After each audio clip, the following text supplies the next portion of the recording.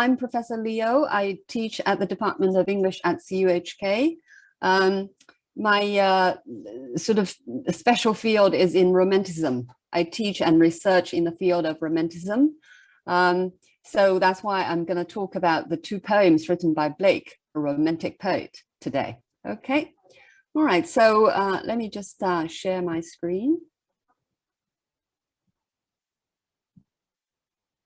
Can you all see my screen? Yes. Shout. Yeah. All right. So thanks a lot for that. Just to start with, my talk is the first of a series of talks that several professors in our department are going to give, really based on the syllabus of DSE. So what we're going to do, hopefully through these talks, is to offer you sort of additional support for you to approach these texts or these topics. And we're also trying to give you a sense of what we do here in the department. On the other hand, let me say that none of us is a specialist in DSE itself. So we will not pretend to know what the model answer is. All right. So there's the poster. So check it out. Make sure that you can attend all of them. All right. So what I am going to do today is, first of all, I'm going to introduce these two poems and say a few words about the poet.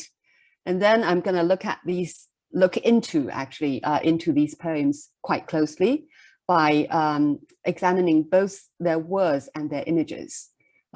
Before finally, I'm going to put Blake and these two poems into Blake's world and Blake's time. All right. So to start with,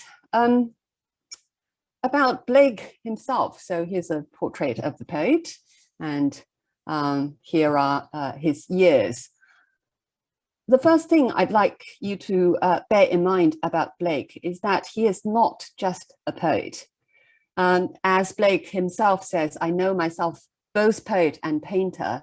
So Blake is actually both a poet and also a very accomplished visual artist. Just so that you know how these two poems came about, so to speak. Blake himself single-handedly printed his books in a sort of special way. He called it illuminated printing. So what he did was actually he first wrote the poems and then painted them on copper plates and then etched away the unnecessary parts and then printed them and then colored them. So he basically worked it out all by himself in his own studio. And that's why when we are going to read these poems, we are not simply going to look at the words on the page.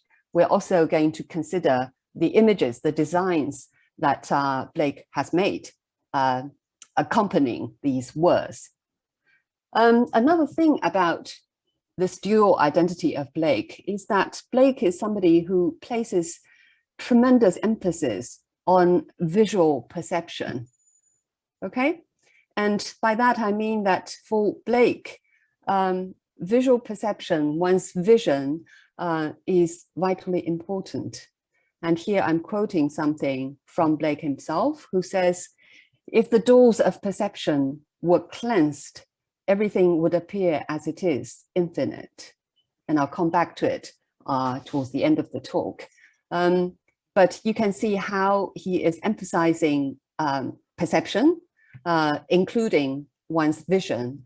And as you shall see that in Blake's world, one's perspective, how one sees things, in a way, decides how one lives.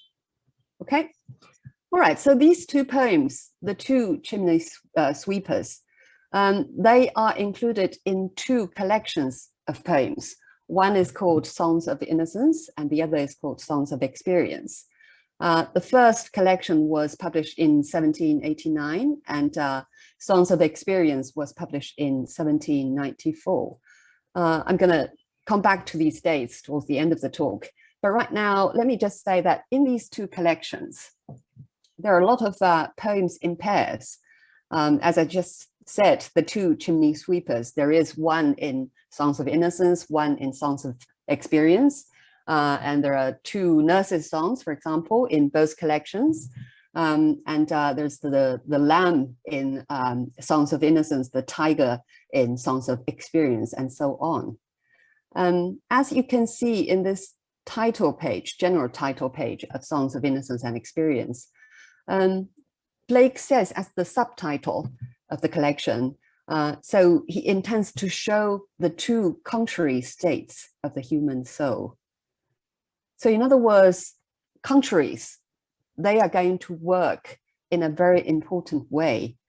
And I'm just here showing you the two separate title pages to the two collections so that you can have some immediate visual sense. Okay.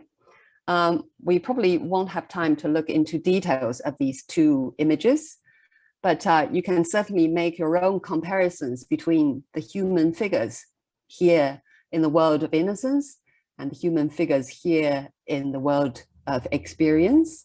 You can also make a comparison between the backdrop of these human figures in the two designs, and also very strikingly how even the letters and the words, Songs of Innocence and Songs of Experience, these letters, they also look very differently, okay?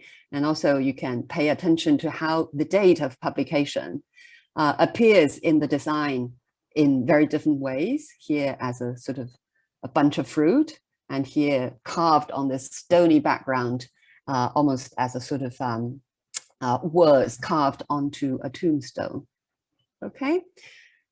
So as I said, just so that you can get some initial immediate visual impression of these two contrastive worlds that we are being taken into, all right? So these are how the two poems, the Chimney Sweeper in Innocence and the Chimney Sweeper in Experience, appear in the book that Blake printed. Just before I look into these two poems, I'll just say a few words about the job of chimney sweeping itself. As you can see, this is a contemporary book of Blake's time, and the book is titled as The Cries of London, and it tells us that the trade cries of chimney sweepers is sweep, sweep, ho, sweep, okay? And we can also see how a chimney sweeper looks like with his brushes and bags, okay? So a chimney sweeper, of course, climbs into the chimneys to clean the soot. That's the job. And as you can imagine, is one of the most horrendous atrocities in human history, basically. And here I'm also putting on the slide of the cover page of a report of a special committee, which was founded just to look into the situation, the condition of chimney sweepers, which tells us about what a kind of important issue it became, actually, around Blake's time. And I'll just run through several things that come out in this report so that you have a clearer sense of what kind of job chimney sweeping is. Children can be employed as early as the age of 4, and actually employers, these master sweeps, right? They preferred younger children because it would be easier for younger children to fit into narrower chimneys, okay? And the children themselves will not be paid, but their parents can be paid if they ask for it. So in effect, the parents basically sold out their children. Because the job was so very dangerous, so a lot of chimney sweepers, they died in the process of doing their job. Even if they had not, when they grow up, they would experience all kinds of very serious health problems and very often meet early death. So that was the situation. And one particular detail that seems to me very striking in this report, which tells us how after younger children are being sent into the chimneys, the master sweeps will then send in older sweeps. And the older sweeps will be asked to prick the feet of the younger children so that the younger children can climb up the chimney even further. I'm telling you about this particular shocking detail because in the poem itself, we also see not just one chimney sweeper, but two with one slightly older. Okay, so now I'm moving into these two poems. First of all, I'll just read the chimney sweeper in Songs of Innocence. When my mother died, I was very young, and my father sewed me while yet my tongue could scarcely cry, weep, weep, weep, weep. So your chimneys I sweep, and in soot I sleep. There's little Tom Dacre who cried when his head that curled like a lamb's back was shaved. So I said, hush, Tom, never mind it, for when your head's bare, you know that the soot cannot spoil your white hair. And so he was quiet, and that very night, as Tom was a-sleeping, he had such a sight that thousands of sweepers, Dick, Joe, Ned, and Jack, were all of them locked up in coffins of black. And by came an angel who had a bright key, and he opened the coffins and set them all free. Then down a green plain, leaping, laughing, they run, and wash in a river and shine in the sun. Then naked and white, all their backs left behind, they rise upon clouds and sport in the wind. And the angel told Tom, if he'd be a good boy, he'd have God for his father and never want joy. And so Tom awoke, and we rose in the dark and got with our bags and our brushes to work. Though the morning was cold, Tom was happy and warm. If all do their duty, if all do their duty, they need not fear harm. Okay, so that's the poem itself. I'm just going to go through the poem again, so that to make sure that we know what's going on. Pay attention to what characters there are and what these characters say, and how what they say gives us a sense of how they look at their own condition. In other words, what kind of perspectives they seem to have towards their own situation.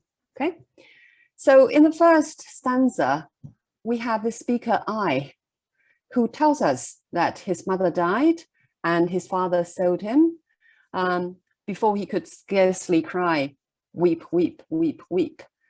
Just now I told you that the trade cry should be sweep, and the child was so young that he could not properly pronounce sweep, so it becomes weep, right? And then he says, so your chimneys I sweep. This is how I end up here.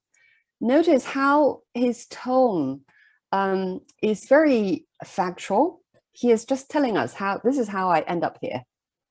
There's no sound of complaint. There's no anger, no sign of rebellion at all towards his own miserable situation. Okay, so that's the first figure, the first character and the first voice we hear. Then he introduces to us another character, Tom Dacre, who seems to be this new recruit, this new sweep. And he was crying because his head was being shaved. And of course, his head is being compared to a lamb's back, lamb being a very evocative symbol, very often appears in Blake's world, which can be associated, of course, with Jesus as the Lamb of God. Tom is crying, and then this I, the speaker, the slightly older sweep, is trying to comfort him by telling him, oh, don't worry, okay? After your head is shaved, then you don't need to worry about your hair. The soot will not spoil your white hair. So that's his comforting words. And after that, into the third stanza, he is telling us what Tom sees. Tom had such a sight. And actually, it's a sight that Tom sees in his dream. Then we're being taken into this dream that Tom has.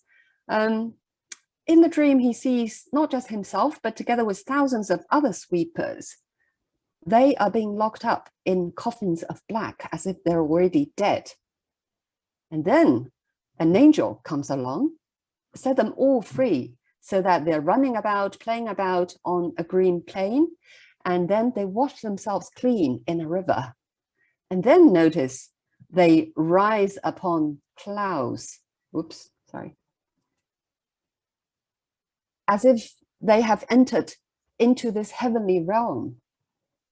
And then yet another character, the angel, he's not only appearing in the dream, but he also speaks to Tom. He says, if you be a good boy, then you have God for your father and never want joy, never lack any joy. Okay? So after this dream, Tom wakes up and we see how this dream is really working in Tom, because we are told that it's very dark and very cold, but Tom feels happy and warm. And then at the end of the poem, we have this one line, so if all do their duty, they need not fear harm, a sort of moral, which sounds quite disturbing.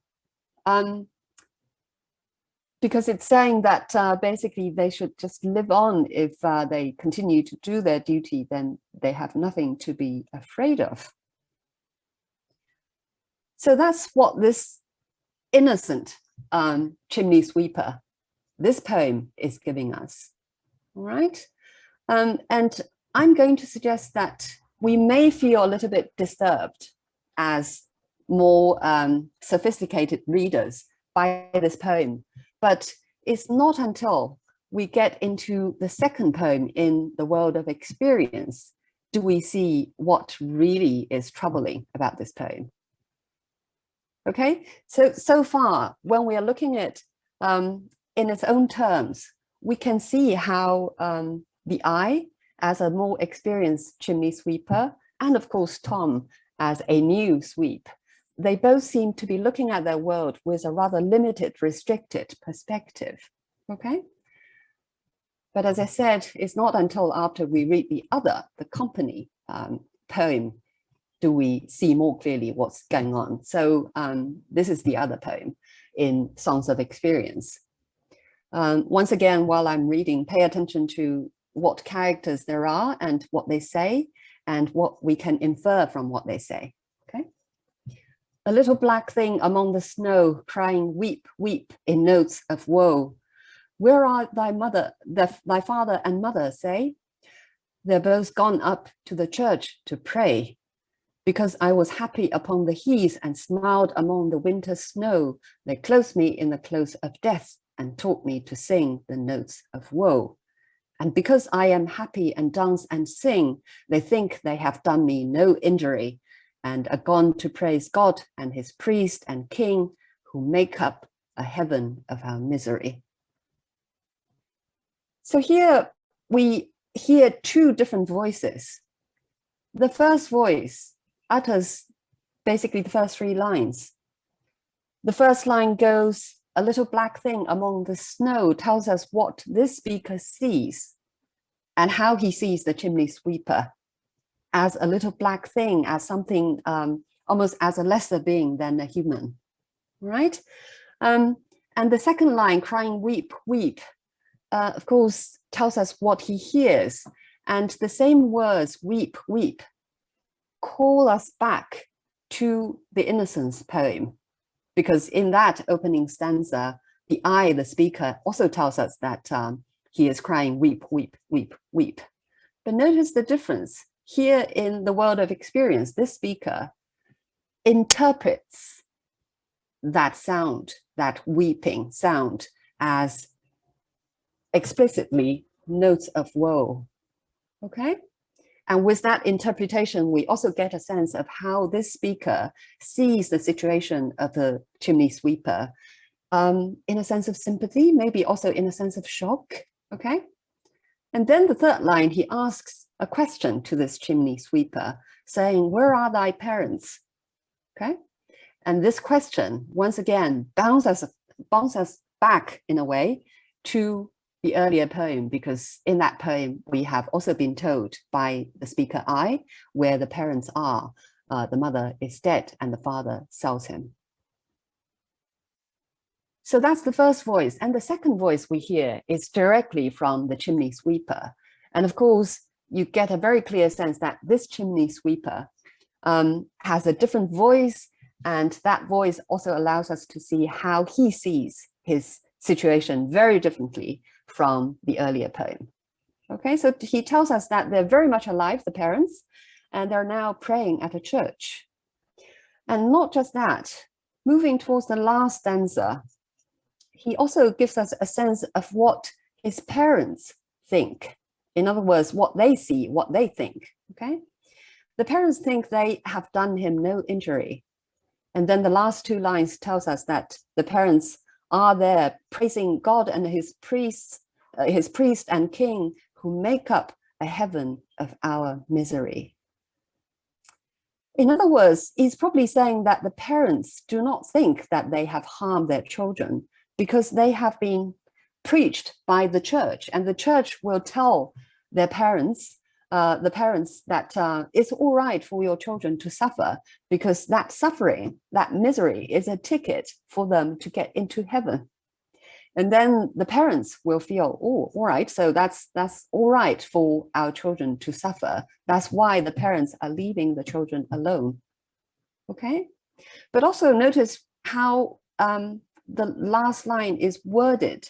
It says that God's priest and king, they make up a heaven of our misery. In other words, they're just inventing, make up as in the sense of inventing this heaven, so that we can carry on with our misery, and our parents will allow us to carry on with this miserable condition. Okay, so that heaven is just a lie. But of course, make up can suggest another level of meaning. It can also mean that God's priest and king, all these powers, they make up a life of heaven, a life of comfort, a life of luxury. They build up a life of luxury on our misery. And that is probably their true motivation, that they should make up, invent a heaven so that we should carry on with our job and carry on with our suffering. Okay? What's particularly powerful about this is that when you get to this point, when you see that this chimney sweeper in the world of experience is so very clearly aware of his own condition, of how he is exploited, these two lines that he is uttering, saying that the priest and the king, the church and the state power, they are together, they're together making up this heaven, then we are once again thrown back to what happens in the world of innocence. Remember what that angel says to Tom. When that angel tells Tom that, be a good boy, just carry on what you're doing now, then you have God as your father in your afterlife. That afterlife, in other words, is also a made-up thing. And the difference, of course, lies in the fact that in innocence, that chimney sweeper is fooled, is deluded. But in this chimney sweeper is not. Okay? So that is how, when we get to this point, we realize that probably we need to go back to the earlier poem. And maybe in the earlier poem that there's stuff that we have missed. In other words, this goes back to the point I was making right at the start, that's why these poems, these pairing poems, they need to be read together. They need to be read against each other. Okay, so now sort of put this perspective of that poem in the world of experience at the back of your mind. If we go back to the earlier poem, if we reread this poem, of course, there are a lot of other stuff that we can pick up, but I'll just emphasize a few things, which are very much about what each character says and how we can, as I said, we can infer from what they said, that they have said, about how they see their own condition. One thing that I've highlighted here in red is we discovered that this speaker I, the slightly older sweep, he likes to use the word so. See? So, right? If we look at what's going on in the first stanza, when he tells about how he ends up here, he says in a very factual way, when my mother died, I was young, when my father served me, when while yet my tongue could scarcely cry, weep, weep. So your chimneys I sweep, and in soot I sleep. He doesn't seem to be trying to really understand why he's here. This so is, in a way, a very important sort of signal to allow us into how he sees his condition. He basically accepts his situation. The word so conveys this sense of acceptance, a sense of resignation to his miserable condition. Okay? And similarly, the second so he uses when Tom Dacre is crying, he says, so I said. So he's crying, so I'm trying to comfort him. And what he's saying here, don't worry about your hair, because now the soot will not spoil your white hair. What he's trying to say to Tom to comfort him is that, see, this is a better way that you can put up with your situation. So in other words, in his comforting words, he is almost sort of passing on this sense of acceptance to Tom. And when we move on to the next so, and so Tom stops crying, it seems that this sense of acceptance has indeed passed on to Tom. Okay, so Tom is no longer crying, starting to accept his new situation. And moving on to the next so, in the last stanza, after having this dream, Tom awoke, and then getting on with his job. What Tom is trying to do is indeed, as the angel says, be a good boy. He's trying to be a good boy. Okay? And most powerfully, when we get to the last line, we have another so, and this so says, so if all do their duty, they need not fear harm. This so sounds not just a note of acceptance. I would say it almost suggests a kind of willing obedience to the repression that is cast upon the chimney sweepers. Okay? Because it sounds very familiar. The last line is led with a word, if. And there's another if in the poem, which is uttered by the angel in the dream. The angel tells Tom, if you'll be a good boy, you'll have you'll have God for your father and never lack joy. It seems almost as if that they have absorbed what the angel is telling them so well that they're actually echoing the angel, echoing his very language. So the last line, as I said, the first reading of ours may sound a bit disturbing, but it's only after we get that perspective in the poem in experience do we see what is so shocking about the last line. So what the last line is telling us is that all these chimney sweepers, they are the victims, okay, of this made up heaven, including this figure of the angel. But they're not aware. They're not just unaware, they're also echoing the logic, they're also echoing the very language, the very rhetoric, if you like, of the angel, signaled by the if. And in this sense, they are complying, they're working together with their victimizers. Okay? So this is what I mean by saying that we need to look at the pair of poems together, because you can see that the two poems, they in a way generate a sort of dynamics between contrary perspectives. And in reading more, we also become aware that maybe in the earlier reading, we have missed something. And as readers, I would say, Blake is also, in a way, trying to shake us off a sense of complacency in our earlier reading. And when we look more closely, you will see that Blake is trying to directly engage us too. How so? I've highlighted one word here, which is in the first stanza, the word your. So the chimney sweeper tells an unknown audience, so your chimneys I sweep. This chimney sweeper in the world of innocence is probably not aware of the sense of pointed remark that he is making. But clearly, as readers, as for example, Blake's contemporary readers, if they pay attention, they will in a way sort of wake up and see that all of this can be addressed to me as well.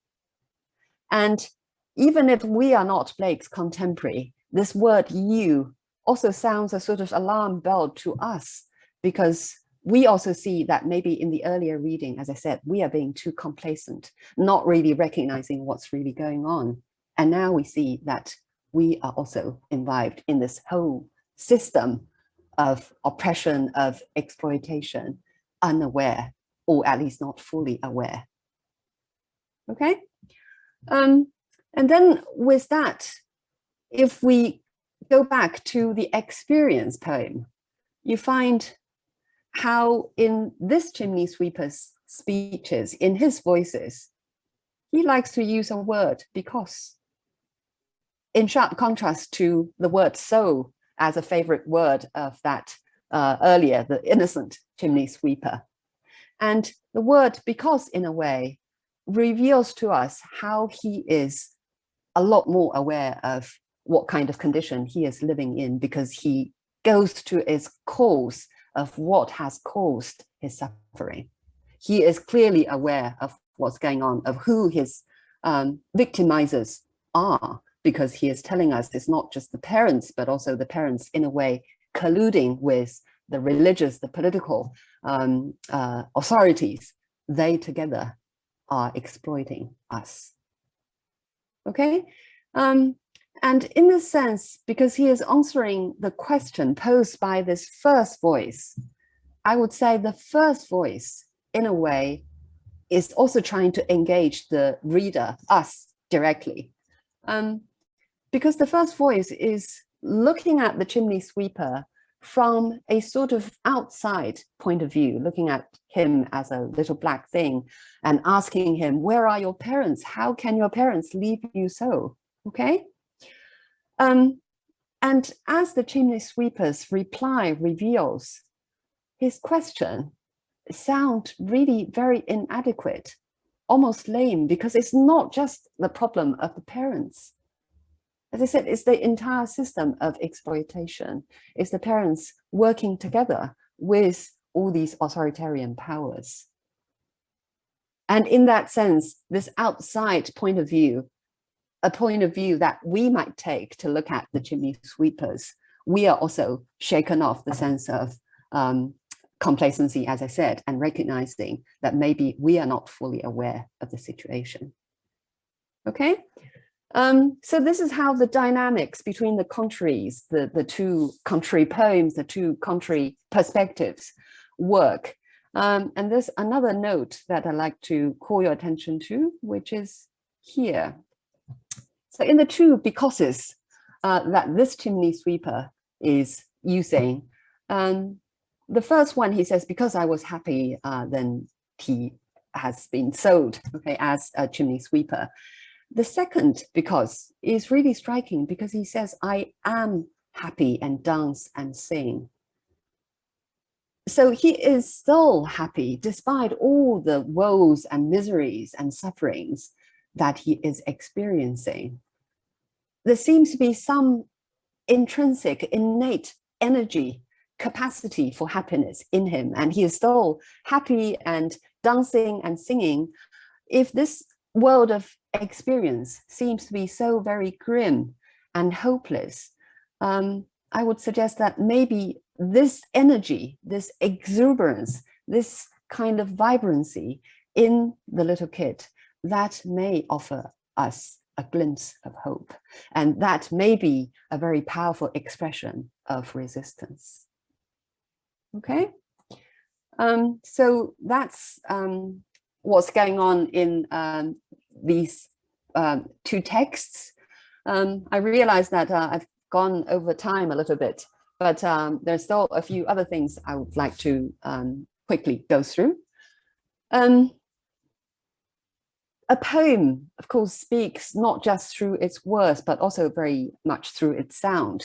So there are just two factors that I'd like to talk about in terms of the sound effect of these two poems. When you read the poem and listen carefully, the first stanza as an example, when my mother died, I was very young, and my father served me while yet my tongue. I've highlighted the stresses in each line. So your chimneys I sweep, and in suit I sleep. They're basically 4 beats, 4 stresses in each line. That is the pattern of the whole poem. And of course, it's also a pattern very often used in a nursery rhyme, twinkle, twinkle, little star, for example, okay? And with that pattern in mind, when you sharpen your ears, and you will discover there are some lines where Blake breaks off from that regular pattern. And in those lines, we need to pay special attention to what Blake is doing. For example, the third line in the first stanza, could scarcely cry, weep, weep, weep, weep. There are more stresses than 4 here, very much conveyed by this repeated weep sound. If this chimney sweeper himself, while delivering these sounds, are not fully aware, then we as listeners, because of these continual stresses, we are in a way urged to pay attention, to scrutinize, and to see what kind of weeping miseries they are suffering from. And similarly, just to give you another example, in the third stanza, in Tom's Dream, where we see that thousands of sweepers dig Joe, Ned, and Jack. Again, there are more stresses. And in these more stresses, you almost sense there's a kind of tremendous power in this locked up, in these thousands of sweepers who are being locked up. And that can, once unleashed, can become a very dangerous energy. Okay, and there are several other lines. I won't have time to go through them all, but you can look at these other highlighted lines and ask yourself what Blake is doing through a sort of a sense of irregularity. Okay, another factor which conveys the sound effect is, of course, the rhyme scheme. If you look through the poem, young, tongue, weep, sleep, the whole poem follows this AABB rhyme scheme until we get to the last stanza, when it becomes dark, work, warm, harm. You see that the rhyme is not perfect. It's a very slant sort of rhyme, and you almost feel that this perfect rhyme is kind of falling apart. And we have come to an end in this world, so to speak. And when we are being taken into the other poem, in the world of experience, the opening stanza still follows this AABB pattern, snow, woe, say, pray, suggesting a sort of continuity almost with the earlier poem. But then the next two stanzas, they shift to a different kind of rhyme scheme. He, snow, death, woe, CD, CD, signaling to us that we are being taken to a different world. We're being taken into a different kind of consciousness, and we're looking through a different perspective. Okay. As I said right at the start, we cannot simply just look at the words and listen to the sound. In Blake, we also need to look at the designs, the images. And one sort of characteristics about Blake's designs is that he deliberately leaves a lot of designs ambiguous. So there can be a lot of different ways of interpreting these designs. I'll just point out several things. Very obviously, in terms of the immediate visual impression, the Innocence poem looks brighter. Experience one, of course, looks a lot darker and grimmer. It's almost sort of monotone in black and white. Okay. And in terms of the sort of backdrop, we have a tree here, but here in the world of experience, it's an urban setting. But I think one very striking thing is about this proportion between the text and the design bit or the image bit. You see that in the Innocence one, the design here, which supposedly is illustrating what takes place in Tom's dream. So you have these chimney sweepers running about, and this sort of adult figure, maybe that angel is washing this particular chimney sweep. But you notice how all these figures, how this design is repressed, is marginalized, is sort of pushed to the very bottom.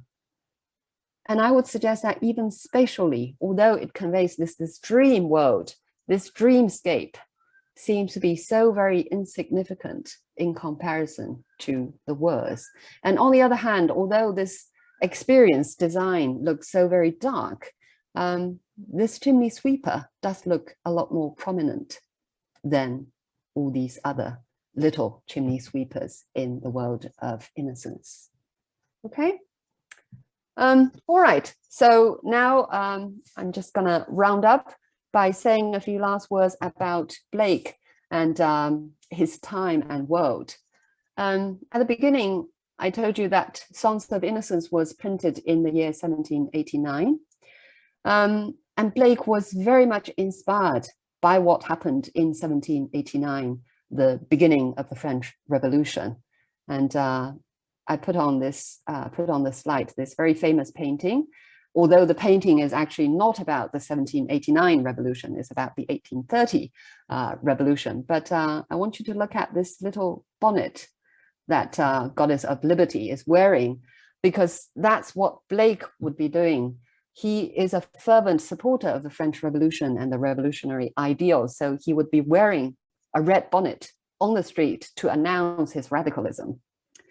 And the other collection, Songs of Experience, was published in 1794, when in the actual world, the revolution also moved on to a very different stage, a stage of terror, a stage of bloodshed and violence.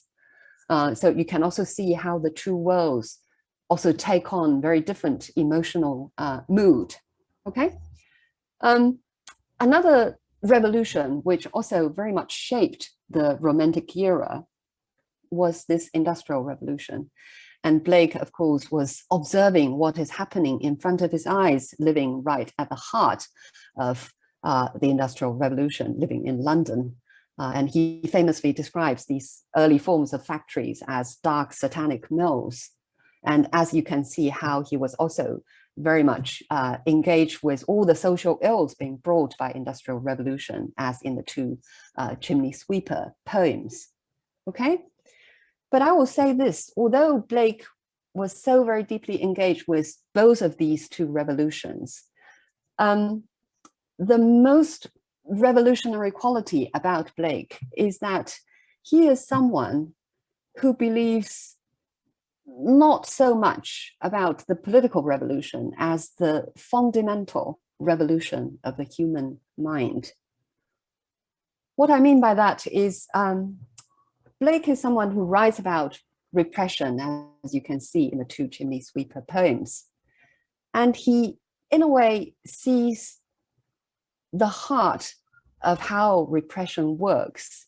In one of his poem in Songs of Experience called London, he talks about this mind-forged manacles, chains, okay, that he sees or he hears. What he's talking about is that living in repression, how repression works in the most fundamental sense is that the repressed human beings, they will each forge manacles in their own minds. Okay, just as what we see in the two chimney sweepers, especially in the Innocence one. And that's why he believes the most fundamental revolution should take place within the human mind. And how can we do that? To go back to the initial quotation I gave you, when Blake says, if the doors of perception were cleansed, everything would appear as it is, infinite. A key means of shaking off the mind-forged manacles is to cleanse our perception. As the two poems show us, very often our perspectives, our visual perceptions, they are polluted. They are contaminated by certain conventional ways of seeing things. They are restricted by certain barriers being conveyed to us, maybe by the the powers that be. And Blake is suggesting that it's only by cleansing the doors of perception, when we set free our perspectives, our visual perceptions, can we become truly free? Can we shake off the mind-forged manacles?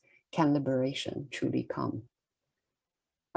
So I think in that sense, although we can say that chimney sweepers, they have disappeared long ago from our streets, but these poems, they're still relevant, very much relevant to us today, in the sense that I was talking about just now. Okay, all right, so that's what I wanted to talk about. Sorry to have gone over time. Oh, I forgot to show you one last important thing. Doesn't matter, but maybe I should just give you a quick reminder that next talk we're going to give is going to take place on the 8th of March, next Monday. So it's a talk on the taming of the shrew to be given by Professor Julian Lam. And here at this point, I'll be happy to answer any questions that you might have. And it will be also very helpful for us if you can just jot down one thing or two that you feel that you have picked up from this talk on the chat messages.